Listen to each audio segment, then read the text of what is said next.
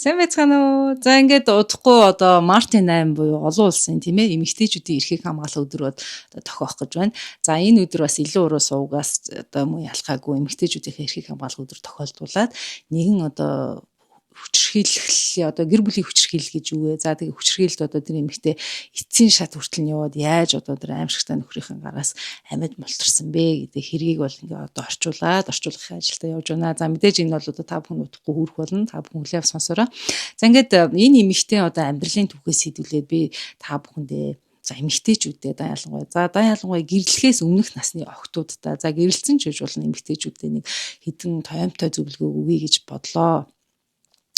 За ер нь бол таны нөхөр таныг зоддог бол за ихэнх эмэгтэйчүүд бол одоо нөхрөө засарна дахиад хизээж зодохгүй гэж итгэдэг тухай бүрд нь уучладаг.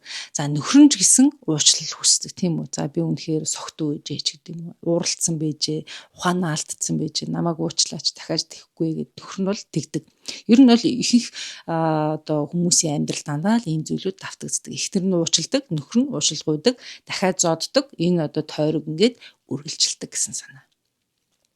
За тэгэхээр таны нөхөр таныг зоддог бол та хэрвээ одоо нөхрөөсөө салахгүй одоо тийм ээ за энэ хүн засарнаа гэж бодож байгаа бол би танд хэлэхэд тэр хүн хизээж засардгүй маа гэж хэлмээр байна. Учир нь энэ дэлхий дээр сая хүмүүс одоо тийм ээ амьдраад буцсан. Тэр хүмүүс ялгаагүй л одоо бид нар шиг зовлон жаргалт туулал бидний амьдралд үүсдгийг үзэл буцсан шүү дээ. Бид ч гэсэн одоо ингээл тэдний хараас нэг л өдөр явах болно. Дараагийн шинэ үеийн хүн төрөлхтөд бэлтгэгдэж байгаа. Тэгэхээр ерөөсөө энэ олон сая хүний амьдралаас ингээд харахаар эхнэрээ зоддог, гэр бүлийн хүчирхийлэл үйлддэг эрэгтэй хүн хизээж засардгүй юм байна. За засарсан хүн байгаа. Гэхдээ тун цөөхөн. Дийлэнх ирчүүд хизээж өөрчлөгддөггүй, хизээж засардгүй гэсэн. Тийм учраас таны нөхөр танд гар хүрдэг бол, танд зоддог бол би танд нэг юм зөвлөмөр байна. Энэ хорвоо дээр та эрэхтэй хин нэгэнд зодуулах гэж, хин нэгнийг гарын шүс болох гэж, хин нэгэнд одоо тийм ээ хүчирхийлүүлэх гэж ирээгүй юм шүү. Амьдралаа ийм дэмий зүйл битгий үрээрээ гэж хэлмээр байна. Амьдралаа илүү сайхан руу, илүү гэрэл гээтэй зүйл рүү тэмүүлж аз жаргалтай өнгөрөх хэрэгтэй. За 2. За мэдээж хэдийн хүүхдтэй болсон байдгаа салах гэхээр тэгэхээр хүүхдээ яах вэ гэд манай эмэгтэйчүүд тэгт хүүхдийн асуудал хэцүү байна. Би 3 хүүхэдтэй, 2 хүүхэдтэй, 5 хүүхэдтэй. За хүүхд хийдэж үжил мэдээж хүүхдүүдэд буруу байхгүй шүү дээ. Тэгэхээр мууц сайнч би хүүхдээ эцэгтэй нүсгэмөр байна. Миний хүүхэд мууц сайнч хүрэх аав нь штэ тэ гэж ингэж ярьдаг. За мэдээж тэр бол таны хүүхдийн эцэг. Та хоёр салсан ч гэсэн эхнэр нь ч вэ, нөхөр нь ч вэ тэр хүүхдүүдийг 18 нас хүртэл нь эцэг хүнийхэн үүргийг, их хүнийхэн үүргийг гүйцэтгээд явах ёстой. Энэ угаасаа эцэг эхийн хариуцлага тийм үү. Гэхдээ хүүхдийн тооноос болоод эмэгтэйчүүд одоо олон хүүхд би яаж ганцаараа өсөх юм бэ гэдэг. Тэгэхээр тэр тухайн хүнд хариуцлагыг өгүүлэх хэрэгтэй нэгт. Хоёрт таны хүүхэд өнөөдөр тийм ээ аав нь ээж нь барьж аваад зоддог, хүчирхийлүүлдэг, тийм амар сэтгэл зүйн гэмтэл одоо өгдөг, авдаг тийм орчинтой гэр бүлд өсөх нь чухал юм уу? Эсвэл ээжтэйгээ тайван сайхан амьдрах нь чухал юм уу гэдгийг бодоод үзээрэй. Тэгэхээр та хүүхдээ одоо элэг бүтэг өсгөнөө гэд хүчирхийлэгч аавтай ингээд салахгүй өөрийгөө зодуулаад хүүхдүүд чинь тэр болгоно ингээд сэтгэл зүйн гэмтэл авч байгаа шүү дээ. Ингээд явж байгаа нь энэ бол та одоо яг нь буруу том эндүүрэл шүү. Тэрнээс таны хүүхдүүд бол аюулгүй тайван орчинд өсөх ёстой юм аа. Тэг хүний сэтгэл гэдэг чинь харагдахгүй шүү дээ. Тэгэхээр таны хүүхэд одоо сэтгэл зүйн гэмтэл авах юм бол тэр хүүхэд одоо тий маш сайн сэтгэл зүйчдэр очих юм уу? За одоо сэтгэл зүйн гэмтлийг эмчлэх ямар аргууд вэ? Бясалгалын арга юм уу? Ийм аргаар эмчилж чадахгүй бол тэр хүүхдийн насан туршийн амьдралд тэр сэтгэл зүйн гэмтэл нөлөөлдөг.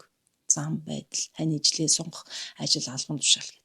Тэгэхээр та хүчирхийлүүлж байгаа бол хинж таныг хүчирхийлэх эсгүй маа гэдгийг санаж яваарай. Хинж таныг одоо тийм ээ хүчирхийл, зодож, дарамтлж, юу өмсөж, зүүх, хинтээ найзлах ямар хувцс одоо нэг амар контроллер хүмүүс үйдэг штэ. Миний хүмүүс амьдралдаа ингээд бүр байж болох зүйл юм аа. Энэ бол одоо тийм миний л буруу гэдэг. Мөр ингээд хүчирхийллийг бүр дасцсан байдаг зүйлээр хүлээгээд авчдаг шүү. Тэгэхээр та одоо энэ зүйлийг эргээд нэг харах болсон байна.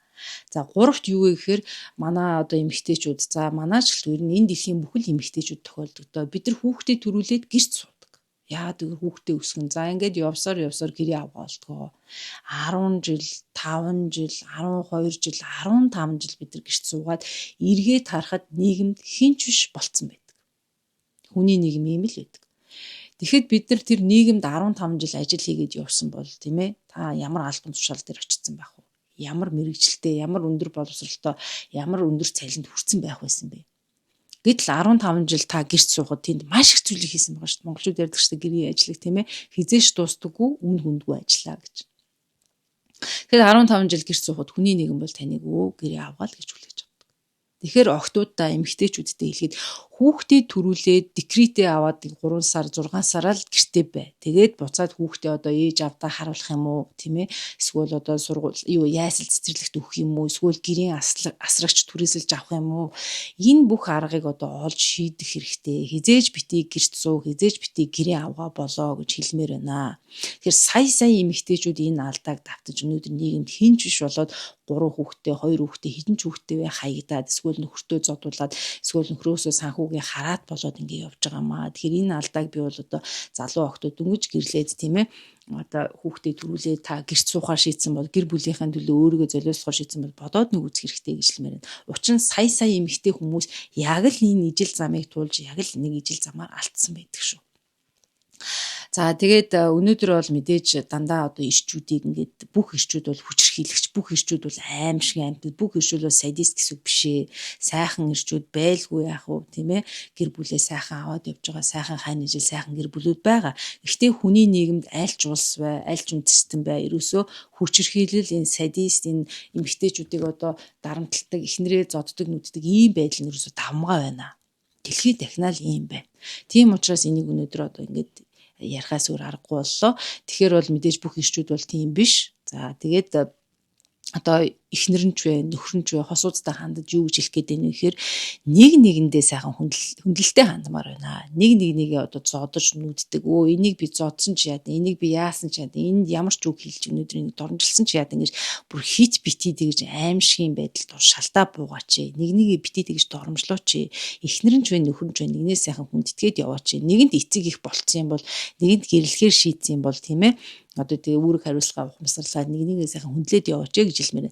За үнэхээр бүтэхгүй энэ гэрлэлт бол өстой нийлэхгүй юм байна, тохирохгүй юм байна гэж байгаа бол одоо нөгөө ир юм битгийл эрүү толгой хүртэл салдаг гэдэг шүү дээ. Тэгэхээр сайхан салаад эв найртай хэрүүл дорол хүүхчиг салаад аль нь үр хүүхдтэй эцэг хүнийхэн үүргийг, их хүнийхэн үүргийг гүйцэтгээд явдаг байгаасай гэж одоо хүсэж байна. За ингээд өнөөдрийн одоо бэлдсэн богино хугацааны одоо яриа зөвлөгөө маань ингээд дуусчихна. Та бүхэндээ мэдээж аз жаргал сайн сайхан бүхнийг хүсье. За бүх хүүхдүүд мэдээж аз жаргалтай байгаасай гэж хүсье. Хүүхдүүд бол одоо маш хөөрхөн бидний одоо гэрэлт ирээдүй шүү дээ хүүхдүүд маань тийм ээ бид бол одоо үр хүүхдэл бодож амьдардаг.